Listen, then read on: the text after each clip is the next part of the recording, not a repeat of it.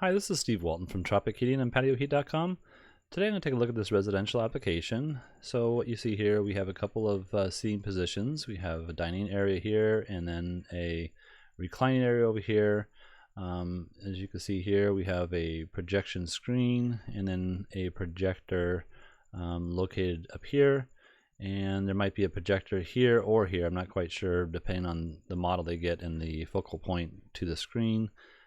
Also, you'll notice that the height of this projector, it might be lower below this fan blade, and the fan blade might be higher or something of that nature. I'm not quite sure, but that's something that the customer needs to look at as far as the fans are concerned and the projector. So, but we are concerned about those items. You can see here we have it's going to be a flat ceiling, and I don't know if it's stucco or wood finish, but in either case, this situation or this suggestion will work out in either case.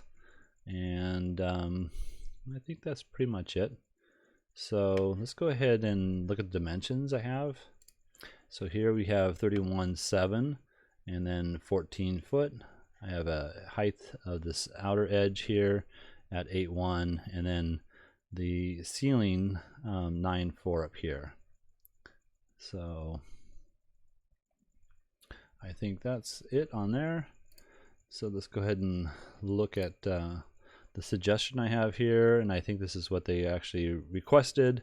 So we have 3 flush mount Infratech electric heaters. These are the 6,000 watt units. You can see here we have the unit itself, which is in here, the flush mount frame here, and then a 1 hour, 5/8 drywall finish here. So that'll allow for the flush mount frame to be installed. And I think we have some dimensions here we can place up here. Let's see.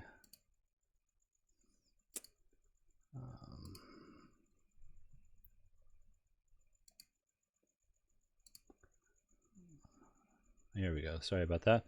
So the dimensions of the 1 hour fire rate is 5/8. This is the outside dimensions. I got 8 5/8.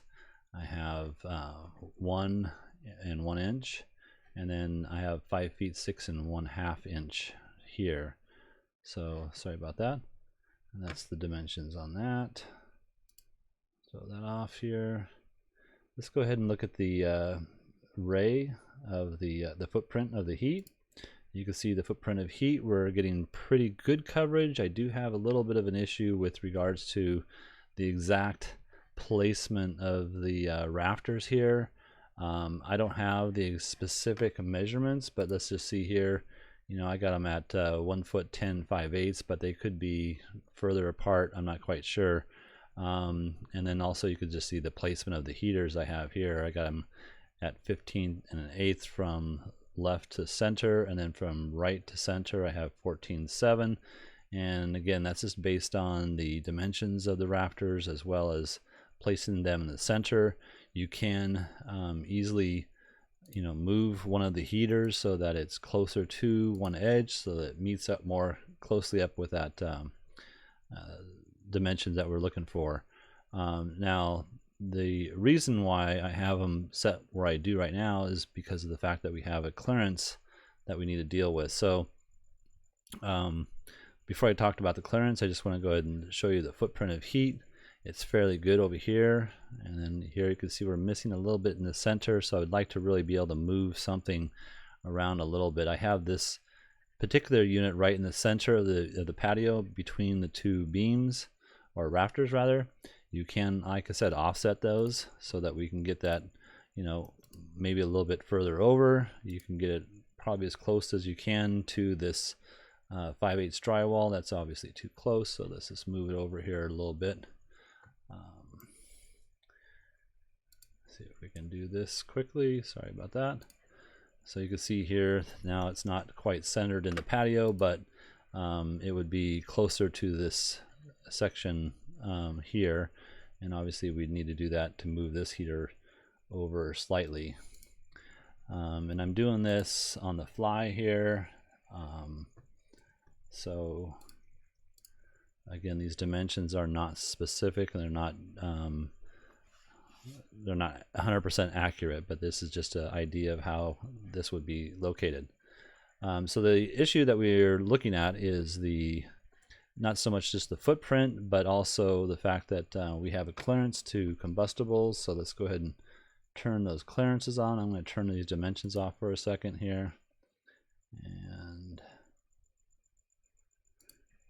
turn that off. So the clearances that we have, we're going to go with these bottom clearances. Here's the issue that we need to deal with. So we don't know what the true fan diameter is, but if we place the heater here, we have to make sure that from the edge of the heater here all the way to the left and right side and ends, for that matter, we need 18 inches of clearance. And you can see with the heater where I have it right now, where I just moved it, I'm hitting this fan blade here with that clearance issue, so that might be something that that won't work out here. Again, we just don't know what the fan true dimensions are here. Also, you can see here, let me put this other measurement back on here. You can see that I have the spacing for the distance from the projector to the screen. Here's 1111, and then to this heater, or to this projector here, and then here I got 1711 to this projector lens there. So that might be an issue that we need to deal with as well. But in any case, yeah, we can't have that projector within that clearance area. I think that would be not good for the projector, and wouldn't want to be the cause of them losing out on that projector, damaging it some way. So that would be one issue, as well as the issue with the fan blades. But again, we don't know what the true dimensions of this rafter system is, and as long as the heater is within that rafter space, you can see I'm just moving that one over, not hitting that any longer, and I'm still within that rafter space, and you can see I'm penetrating here a little bit here. Let me just move it over, and so now the heater's not hitting that, and this one here, of course, would have to move it so that it wouldn't be hitting the let's see here, the projector. So you can see that now we're no longer hitting the projector, we're not hitting this fan blade, we're not hitting this projector if that's the other location, and then this heater here, it appears as if we're not hitting that as well. So that might be something that would work out. Let's go ahead and just put that spacing back on here again. You can see that now this heater is 14.8. This is 14.11 from this outside edge to this outside edge, and that's of course depicting whether this dimension is true. And I'm just going to put that on here real quick. So you can see I have a dimension I believe is 1 foot 5 inches. Let's see if I can get that more accurate here. Yeah, so I actually have that at 1 foot, it looks like. So 12 inches. So it would depend whether that 12 inches was true or not. And the placement of the rafters, of course. So you can see though here we're not hitting there. So that's the main thing, is 18 inches from the edge of the heater, and then of course having the 1 hour fire rated drywall up inside the cavity itself. Now just a side note, I'm going to turn off this bottom clearance and the ray for a second. Oh, let me just show you the ray now that I moved these over. You can see that we're not really hitting this lounge as well as we'd like to. Maybe we could just move the lounge over a little bit, and I don't even have the true dimensions of the lounge type of seating. It might not even be like this, so this is just an idea here. But yeah, there was one more thing I wanted to mention here. And oh, okay.